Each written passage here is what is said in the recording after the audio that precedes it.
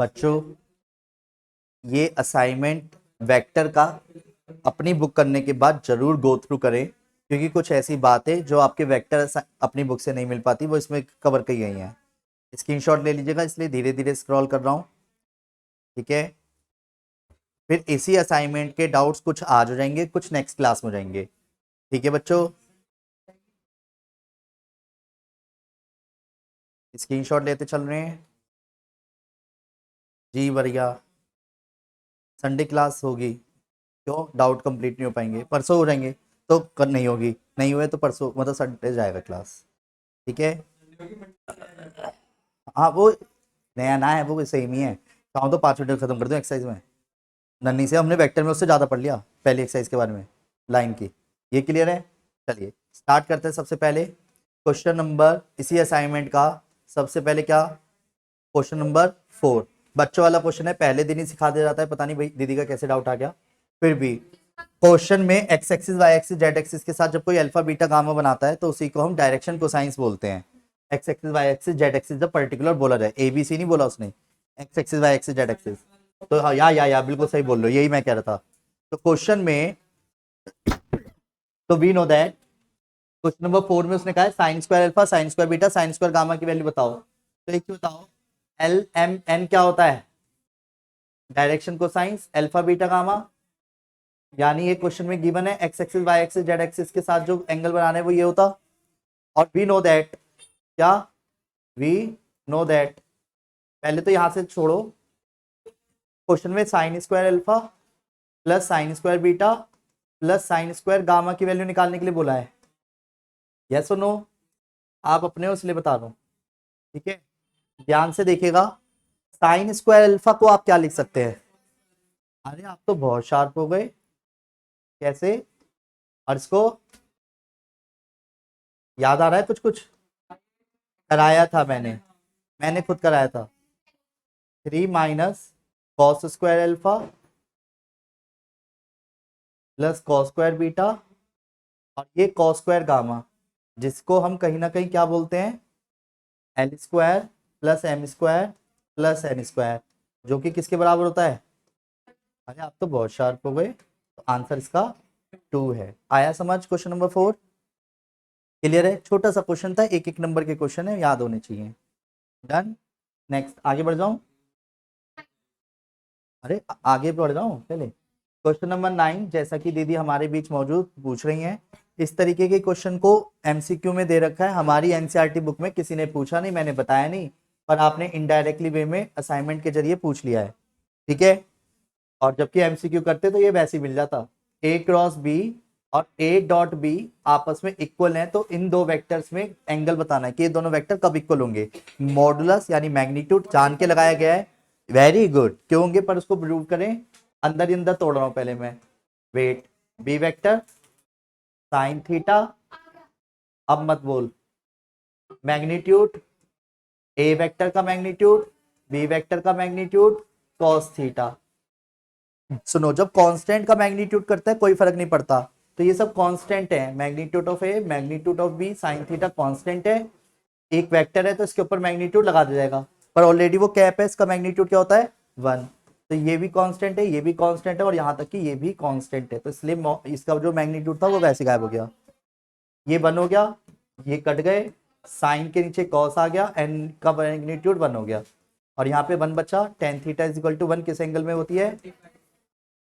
तो आंसर क्या आ गया? थीटा इज इक्वल टू, नहीं आया क्या समझ? आया समझ? बोलो हाँ। नेक्स्ट आगे बढ़ जाओ बच्चों। क्वेश्चन नंबर 9 है असाइनमेंट का। बच्चों पहले क्लियर कर दूं, जो इस वीडियो में मैं कवर कर रहा हूँ 4, 9, 12, 16, 18 तक जितने हो रहे हैं, ठीक। नहीं तो ये सारे नेक्स्ट क्लास की वीडियो में कवर होंगे, ठीक है। क्वेश्चन नंबर 12 पे आते हैं हम। अबे जा, तेरे चक्कर में चलाना पड़ा मैं। हाँ, क्वेश्चन नंबर 12, हाँ मेरे को चलना रहा। Question number 12 ready? तो 12th क्वेश्चन में क्या बोला गया है, और कितनी मोटी सी थी, मोटी बहस। हाँ जी, A B C A dot B, so simple. Question में 12वें में क्या बताया गया है? ए बी सी दे दिया, A1 B1 A dot B cos theta बोल दिया, नहीं आया समझ? और कह रहा है magnitude of A minus B बताओ। क्वेश्चन पढ़ लिया? तो क्वेश्चन नंबर 12 का सारा मैटर मैं सामने लिख देता हूँ। मैग्नीट्यूड ऑफ ए दे रखा है 1, मैग्नीट्यूड ऑफ बी दे रखा है 1, मैं ए वेक्टर डॉट बी वेक्टर दे रखा है cos थीटा, और साथ में उसने पूछा है वेक्टर के मैग्नीट्यूड के difference between A and B के मैग्नीट्यूड को फाइंड करो। सभी ध्यान दीजिएगा, जब भी किसी क्वेश्चन में मैग्नीट्यूड पूछा जाए तो उसके मैग्नीट्यूड तक कैसे पहुंचाया जाएगा ये बताओ। वेरी गुड, अब आप धीरे धीरे शार्प होते जा रहे हो। कैसे? तो वेट, तो यानी कि जब किसी वेक्टर के मैग्नीट्यूड पर हमें जाना पड़े तो उसी वेक्टर का प्रोडक्ट उसी वेक्टर के साथ करते हैं, याद रखोगे। देखो, जो आया नहीं उसे जबरदस्ती पढ़ाया भी नहीं जा सकता, और ना आने वाला ये जरूर कहता है कि आपने कराया नहीं, और मैं भी कहता हूं हाँ मैंने कराया नहीं। ठीक है, A vector dot A vector, A vector dot B vector, B vector dot A vector, B vector dot B vector. और हर एक के सो आते नहीं, क्यों? क्योंकि भैया पेशेंस होता है, एक रेगुलर क्लास लेना, रेगुलर घर पे जाके स्टडी करना, वो हर एक के बस की कहाँ है आजकल। नहीं समझे? समझ जाओ। ये क्या है 1, ये क्या है 1, ये है 2a डॉट बी, जिसे हम क्या लिख सकते हैं? अरे आप तो बहुत शार्प हो गए, ये 2 माइनस एक्स्ट्राऑर्डिनरी शार्प हो गए। तो ये क्या हो गया 2 1 माइनस, समझ आ रहा है क्या कर रहा हूं? है 1 minus cos theta is equal to, अरे आप सबको तो याद है ये वाला फॉर्मूला। क्या कह रहे हो, इतने तो बाकी यूज नहीं हुए जितना ये यूज हुआ है। 1 minus cos theta is equal to, क्या कह रहे हो, बचपन से याद कराते चल रहे हो ये तो आप। 2 इंटू 2, तो यानी 4 साइन स्क्वायर थीटा बाई 2। हालांकि ये सब लिखना नहीं बनता, पर अपने उसने लिख दिया। ये स्क्वायर के साथ था और उसने हमसे मैग्नीट्यूड पूछा है, तो स्क्वायर रूट कर दूंगा। बोलो हाँ, ये स्क्वायर यहाँ पे था, यहाँ तक स्क्वायर था तो स्क्वायर रूट कर दिया, तो आया क्या 2। अब आपके मन में आ रहा होगा प्लस माइनस क्यों नहीं लगाया, क्योंकि मैग्नीट्यूड कभी नेगेटिव, खत्म। आया समझ? बोलो हाँ जी, आ रहे हैं, कुछ बच्चे नोट कर रहे हैं ना।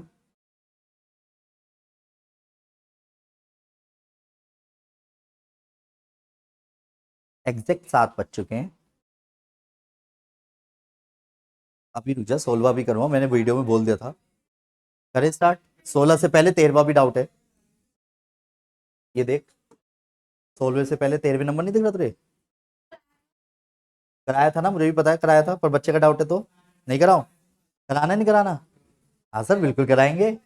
देखिए इधर कराया था बैच में मैंने, सभी ध्यान दीजिएगा। 13th क्वेश्चन को मैंने कुछ, ये तो सीधा क्वेश्चन है यार।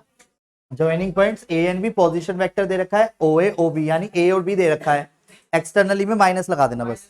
तो फॉर्मूला बता देता हूँ, नहीं आए तो बता दियो, ठीक है। रेडी? ऐसे करके क्या करियो, जान के ऐसे ऐसे, और जो एक्सटर्नली है ना जान के बीच में रख तू, ठीक है।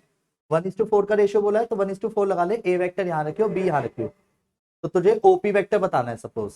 तो ओपी वेक्टर बताने के लिए क्या करियो, एक्सटर्नली की वजह से 1 की इंटू तो बी वेक्टर में, माइनस 4 की इंटू ए वेक्टर में, डिवाइड बाय बी माइनस ए कर दियो।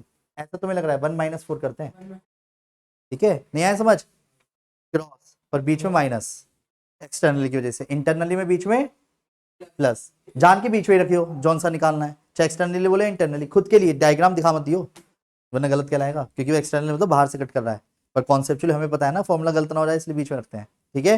नहीं आया समझ?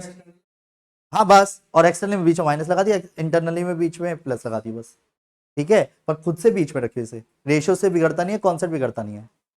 नहीं आया समझ? ये बात मैं किसी को बताता नहीं हूं हालांकि। 16 पे आ गए हम। 16 से पहले कोई डाउट है किसी का? होना भी नहीं चाहिए। 16 क्वेश्चन में भी क्या बोला गया है, दिस।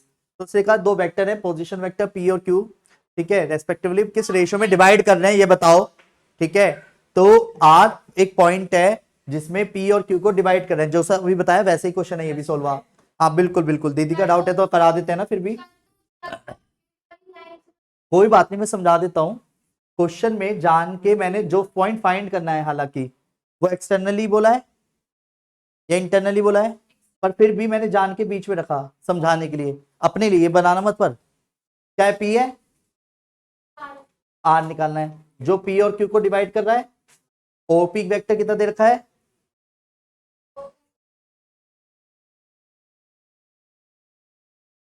बोल।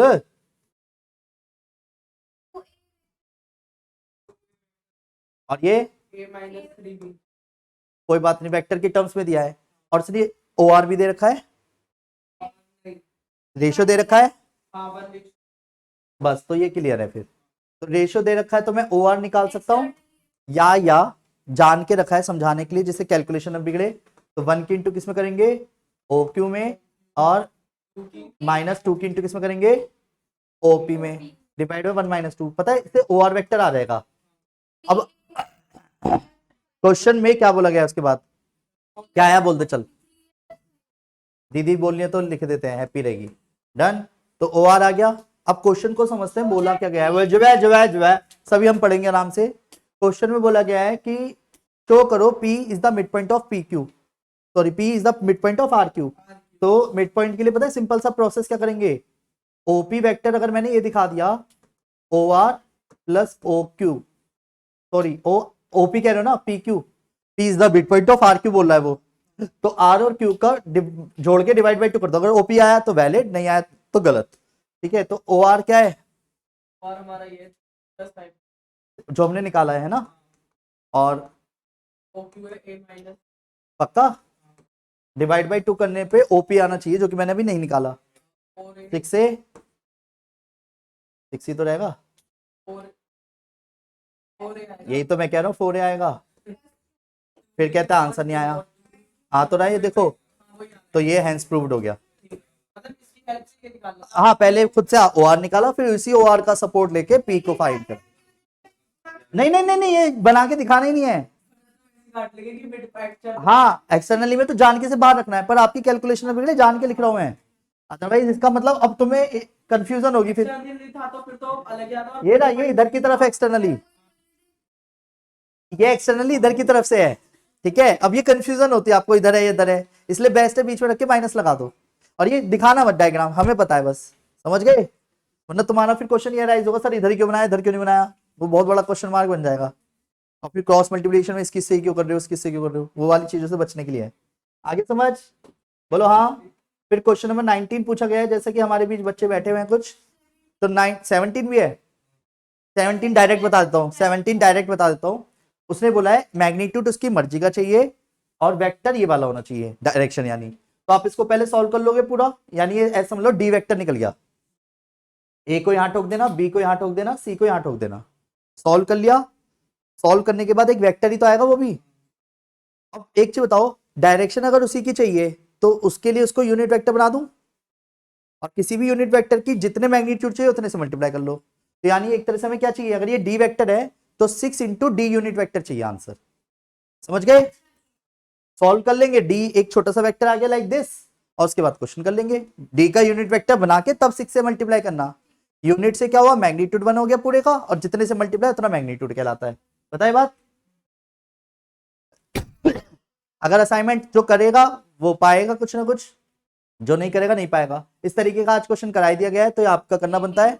हाँ, 19 के जैसा क्वेश्चन नंबर ये था। क्वेश्चन नंबर कौन सा अलग से बता रखा है मैंने, ये वाला हो गया एक तरह से, ये रहा। ठीक है, 14 के जैसा 19 ही है, थियोरिटिकल हो गया ये। ठीक है, एक ही चीज है, अगर 14 हुआ है तो 19 भी सेम ही है, लैंग्वेज में भी √3 आंसर आएगा। ठीक है, और कौन सा पूछा फिर आपने, फिर उसके बाद जो नेक्स्ट पेज पे आ गए ना, एक तरह से। चलो, तो 22 से लेकर के जितने भी आपके डाउट्स आते हैं वो नेक्स्ट क्लास में आराम से कैरी करूंगा। उम्मीद करता हूँ आज की क्लास के सभी कॉन्सेप्ट्स आपको समझ आ गए होंगे। अगर आप मेरे से कांटेक्ट करना चाहते हैं तो 9891390139 पे कॉल कर लेना।